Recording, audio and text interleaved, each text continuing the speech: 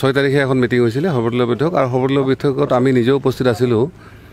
তাত আল্টিমেটলি এটা কথা হৈছিল যে আমাৰ সকলো দলবিলাকৰ পৰা কেৱল এক্সেপ্ট বিজেপি বা প্ৰমোদ বড়ো ডাঙৰীয়াৰ কথাটো এনেকুৱা আছিল যে চৰকাৰে আচলতে আচল কথা জানিব গৈছিল কিন্তু বাকী দলবিলাকে সকলোৱে কৈছিল যে কোভিড-19ৰ যিখিনি ভয়াৱহতা আছে তাৰ লগত মোকাবিলা কৰি দৰকাৰ হ'লে আকৌ 10 দিন তেওঁলোকে বেছি টাইম লওক অৰ্থাৎ 27 তাৰিখৰ জেগাত নৱেম্বৰৰ ফাৰ্ষ্ট উইকতো হওক তাতো আমাৰ ক'ব লগা নহয় কিন্তু ডিচেম্বৰলৈকে সকলোৱে কৈছিল ডিচেম্বৰলৈকে যাব নালাগে কাৰণ কোভিড-19ৰ যিটো পৰিস্থিতি হয় আজি কোভিড-19ৰ যদিও মহামাৰী ৰূপ লৈছে তথাপি কিন্তু আমাৰ BTCত গণসংক্ৰমণ হোৱা নাই কাৰণ যদি গণসংক্ৰমণ হ'লেহেঁতেন আপোনালোকে দেখিছে যে কি কয় আমাৰ পীয়ুষ হাজৰিকা ডাঙৰীয়া বা ভইচ কলিতাই যথেষ্ট মিটিং কৰিছে তাৰ পৰা কিন্তু গণসংক্ৰমণ হোৱা নাই ঠিক তেনেকৈ আমাৰ হাগ্ৰামা মহিলা ডাঙৰীয়াই হওক বা প্ৰমোদ বড়ো ডাঙৰীয়াই হওক যথেষ্ট তেওঁলোকে শ মানুহলৈ তেওঁলোকে সভা কৰিছে তাত কিন্তু গণসংক্ৰমণ হোৱা নাই আৰু বিশেষকৈ ঠাণ্ডা ছিজনতে আৰু বেছি গণসংক্ৰমণ হয় বা বেছি হ'ব পাৰে এনেকুৱা বহুত কথা আছিলে আৰু যিহেতু আমাৰ BTCৰ প্ৰায় 8 মাহ আমি এই পৰিস্থিতিৰ কাৰণে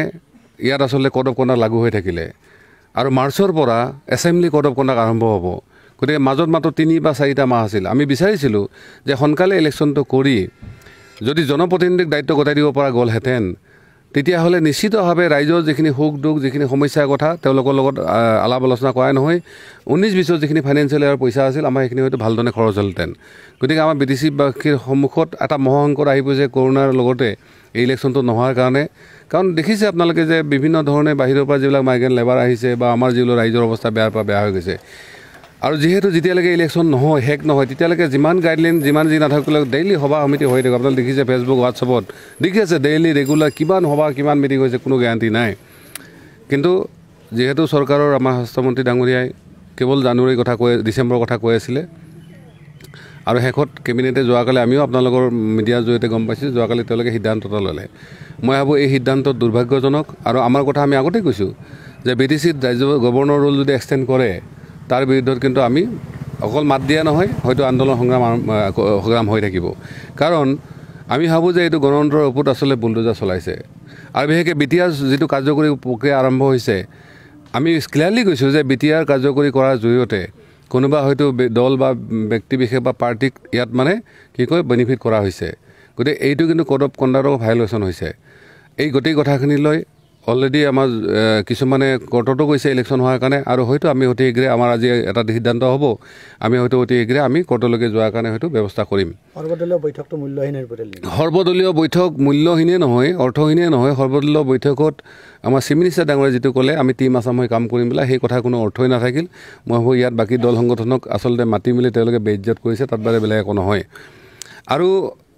মই ভিতৰৰ পৰা যিখিনি গম পালোঁ তেওঁলোকৰ এটাই ভয় আছে যে নৱসৈনিয়াৰ নিচিনা এটা নিৰপেক্ষ মানুহৰ নেতৃত্বত যদি GSP চৰকাৰ হয় তেওঁলোকৰ হয়তো একৈছত যথেষ্ট অসুবিধা হ'ব কাৰণ আজিৰ দিনত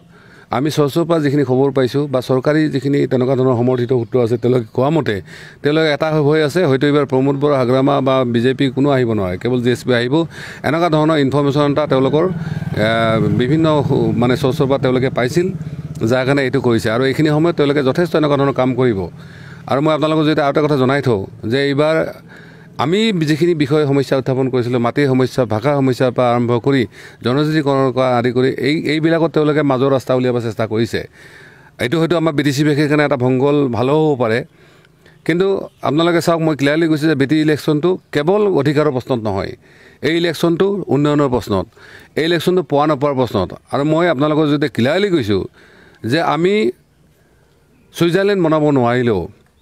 BTCখনক সৰ্বাংগ সুন্দৰকৈ বনোৱাৰ কাৰণে যিখিনি সামৰ্থ্যতা লাগে সেইখিনি মই ভাবোঁ আমাৰ আছে আৰু ইয়াত বাকী যিমানেই গভৰ্ণমেণ্ট বনাব তাতকৈ বেটাৰ বা বেষ্ট গভৰ্ণমেণ্ট আমি দিব পাৰিম বুলি আমি দৃঢ় বিশ্বাসী আৰু আপোনালোকৰ যাতে ৰাইজক অৱগত কৰিলোঁ আৰু তেওঁলোকে যিমানেই যি ষড়যন্ত্ৰ নকৰক কেলে শাসন ক্ষমতা আমি আজৰি আনিম আৰু আমি BTC ৰাইজক তেওঁলোকৰ স্থায়ী শান্তি স্থায়ী সুৰক্ষা আৰু অধিকাৰৰ প্ৰশ্নত আমি তেওঁলোকৰ ওপৰত খাৰা হ'ব পাৰিম অকল মানে জনা বুজা লোক ৰাজনীতি বিজ্ঞ লোক তেওঁলোকে সেইটো কথাই কৈছে যে ইয়াত BJPৰ বা EPPLৰ পজিশ্যনটো ভাল নহয় আৰু BPF BJP EPL যিহেতু এটাই টিম হয়তো তেওঁলোকে গোটেইকেইটা আহিলেও তেওঁলোকে 10-12খন চিটতকৈ যাব নোৱাৰে সেইকাৰণে তেওঁলোকে বেটাৰ অপশ্যন যে কভিক বা এনেকুৱা দহাই যাতে ইলেকশ্যনটো পিছুৱাব পাৰে আৰু সেইটোৱে কৰিছে নিশ্চিতভাৱে কাৰণ এতিয়া চাওক যে যোৱাকালি কেবিনেটত এটা সিদ্ধান্ত হৈছে যে আমাৰ গোটবিলাকক 50,000 টকা দিয়াৰ কথা কৈছে ঠিক তেনেকৈ বড়োসকলৰ স্বায়ত্ব শাসনৰ কথা কৈছে ঠিক তেনেকৈ বড়ো আদাৰ মানে বিদেশী বাহিৰৰ বড়োসকলৰ কাৰণে অসমীয়া ভাষাটো বড়ো ভাষাটো সহযোগী ভাষাৰ কথা কৈছে ঠিক তেনেকৈ নিচুকনি হিচাপে আমাৰ বিদেশী মানুহখিনিক কৈছে যে ইয়াত চাইন বৰ্ডত অসমীয়া ভাষা লিখিব লাগিব এনেকুৱা ধৰণৰ কথা কিছুমান সিদ্ধান্ত লৈছে ইয়াৰ পিছত আৰু সিদ্ধান্ত আহি আছে এই সিদ্ধান্তবিলাক আমাৰ সেইটো কথাই কৈছিলোঁ যে এই সময়খিনিত চৰকাৰী পক্ষই যিহেতু ইলেকশ্যন আহিছে তেওঁলোকে মানা কৰিলেও তেওঁলোকে কৰিব এইটো তেওঁলোকে বিদেশী ক'ড অফ কণ্ডাক্ট ভাইলেশ্যন এনেকুৱা কথাবিলাক নাচাব তেওঁলোকে আৰু তেওঁলোকৰ যিখিনি অলপ দালালি বা তেনেকুৱা দুমুখীয়া মানুহ আছে তেওঁলোকে ৰাইজৰ ওচৰত গৈ মই বেলেগ নালাগে শেহতীয়াভাৱে খবৰ পাইছোঁ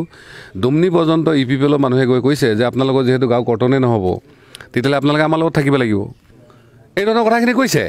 অৰ্থাৎ গাঁও কৰ্তনৰ ইছ্যুটোক তেওঁলোকে মাত্ৰ আচলতে ব্যৱহাৰ কৰিছে কাৰণ BTR চুক্তিৰ মতে গাঁও কৰ্তন খুব বেছি 50 বা 52খন গাঁও কৰ্তন হ'ব তাতকৈ বেছি নহয় গতিকে তেনেকুৱা ক্ষেত্ৰত আমি ভাবোঁ যে তেনেকুৱা ক্ষেত্ৰত শাসনীয়া যদি গভৰ্ণৰ ৰুল ইয়াত মানে এক্সটেণ্ড কৰা হয় আপোনালোকে জানিব যে এইটো কি কয় গণতন্ত্ৰক তেওঁলোকে আচলতে বুলডোজাৰ চলাইছে কাৰণ গভৰ্ণৰ ৰুলৰ সময়ত আপোনালোকে নিজেও দেখিছে যে ৰাইজ কিমান মানে সমস্যাত আছে গভৰ্ণৰৰ যিটো শাসন সেই শাসন ব্যৱস্থাত তেওঁলোকে যিহেতু তেওঁলোকৰ জনপ্ৰতিনিধি নাই তেওঁলোকে কাৰ ওচৰত সমস্যাখিনি বা হেৰিখিনি মানে কিবা কৰিব প্ৰথম অৱস্থাত হয়তো ভাবিছিল যে গভৰ্ণৰ ৰুলত মানে কিছু তেওঁলোকে হেৰি হ'ব হয় আজি কৰাপশ্যনৰ ক্ষেত্ৰত কিবা ক্ষেত্ৰত ৰেটটো যথেষ্ট মানে হেৰি হৈছে কাৰণ ইয়াত যিহেতু কামেই হোৱা নাই কাম হ'লে গম পালে কিয় হেৰি নহয় গতিকে এনেকুৱা ক্ষেত্ৰত টেম্পৰাৰী এটা ব্যৱস্থা হ'ব পাৰে গভৰ্ণৰ ৰুলটো কিন্তু পাৰ্মানেণ্ট চলিউশ্যন নহয় এইটো আচলতে ইয়াত বিজেপিৰ হয় বা তেনেকুৱা কিছুমান দালালি কৰা মানুহ আছে তেওঁলোকে নিজৰ জাতি গোষ্ঠী বা ভাষা সংস্কৃতি তেওঁলোকে কেতিয়াও নাভাবে ইয়াত যে অসমীয়া ভাষাটো সহযোগী ভাষা হ'ল 4 নম্বৰ ভাষা হ'ল নেক্সট একাডেমিকেল ইয়াৰৰ পৰা এইটো ইয়াত যে মুখ্য ভাষা হিচাপে বড়ো ভাষাটো প্ৰচাৰিত হ'ব তাৰপিছত বাকীসকলৰ কিটো অৱস্থা হ'ব জনাই বুজাই সেইখিনি বুজি পায় কিন্তু আকে প্ৰকাৰে বিজেপি যে ইয়াত ভাল কৰিছে বা বড়োসকলৰ লগত তেওঁলোকৰ যে কম্প্ৰমাইজ আমি বড়ো ভাষা ঐতিহাসিক ভাষা আমি তাত কোনো সন্দেহ নাই 8 চিডুল আণ্ডাৰত আছে সেইটোও সন্দেহ নাই কিন্তু অসমীয়া ভাষাটো ইয়াত কেলেই ছেকেণ্ড কেটেগৰী ভাষা হ'ব অসমীয়া য'ত 81% মানুহে ইয়াতে লেখা পঢ়া কৰে তেওঁলোকৰ কাৰণে অসমীয়া ভাষাটো কোনো কাৰণে সহযোগী ভাষা হ'ব নহয় তেওঁলোকে মুখ্য ভাষা হ'ব লাগে আমি সেইটো কথাই কৈছিলোঁ বড়ো ওপৰত তেওঁলোকে খেলিছে